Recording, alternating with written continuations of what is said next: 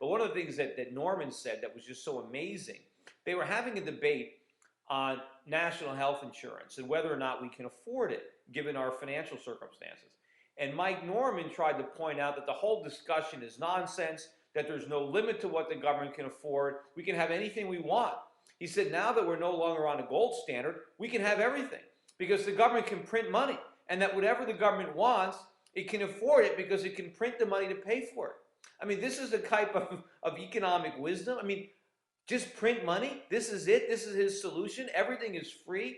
I mean, too bad the world isn't that easy. I mean, according to Mike Norman, there should be no hunger. There should be no starvation or famine. There should be no economic downturns of any kind anywhere in the world. All governments need to do is print money and they can have whatever they want. They can simply print prosperity into existence by running money off a printing press. It's absolutely amazing. I mean, the one valid point that he makes, he didn't even realize he made it, was that when we were on a gold standard, we had some discipline. Now that we have no gold standard, there is no discipline. That's the problem. The fact that politicians can print money to fund whatever they want, that's not a good thing. According to Norman, this is fantastic. This is the greatest, thing since sliced bread, that we don't have to pay for anything. As if being on a gold standard prevents prosperity, and now that we don't have a gold standard, we can have whatever we want. The fact that the politicians are now printing money is a bad thing because we can't have what we want just because they print money. All we're going to have is inflation. Somehow, Norman thinks that governments create purchasing power when they print money. They don't. Purchasing power is created by the producers in the world when we actually make stuff. You can't buy anything until it's made. That's, Say's law of supply creates its own demand. Legitimate demand comes from supply. Without supply, it doesn't matter how much demand there is, you're not going to have anything. All right, big question. Will homes be worth more or less in 2007? Time to get more for your money. Ben Stein, Patricia Powell, and Mike Norman are back, and joining us now, Tom Adkins and Peter Schiff. Tom, what do you think? You're going to see prices go up about 10%. Here's why. Because you're going to come into a regular, normal market, and in regular, normal markets, that's about what kind of appreciation you get. Why? I look at the hit that the housing industry took over the past year. You had oil prices that went up, which made gasoline cost 50% more. You had the Federal Reserve over 2 years raise rates 300%, and still the housing market barely took it at all. It became a 3% cut in prices. So your judgment is home prices up 10% in the coming year. Peter, what do you say? Well, today's home prices are completely unsustainable. They were bid up to these artificial heights by a combination of temporarily low adjustable rate mortgage payments, by a complete, absence of any lending standards, and by speculative buying. And what's going to happen in 2007 is a lot of these artificially low ARM payments are going to be reset upward. You're going to start to see both the government and the lenders reimposing lending standards and tightening up on credit, and you're going to see a lot of the speculative buyers turn into sellers.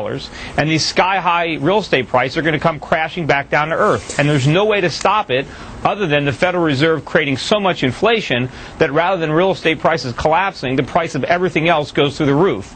And so I say it really doesn't mean much if your townhome is worth $1 million if it costs you $500 to fill up your refrigerator. Okay, so your word is sharply lower by the end of 07. Ben Stein, what's your opinion on this?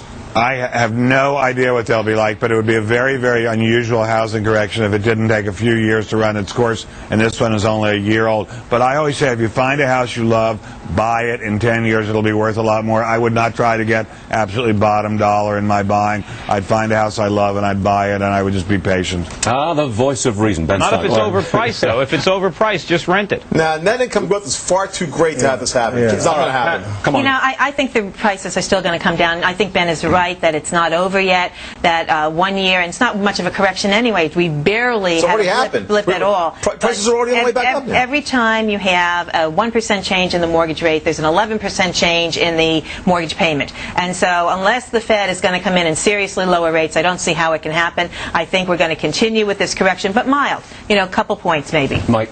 First of all, I have no idea what Peter Schiff is talking about. I agree with Tom. I think they're going to be probably up to about 10%. What artificial lending standard are you talking about? Well, mortgages have been issued. We have a tiny default rate in the single digits, and that only applies to subprime. In other words, people with the lowest level of credit standard. By the way, the economy still is very strong. We have a 4.5% unemployment rate. GDP is growing. The demographics, in other words, family formations, all the things that factor into housing are playing in here, and that is why we have not had a crash. What I'm talking about, people buying houses with no documentation of their income, putting nothing down, what percent? Let me finish. Wait, let me finish.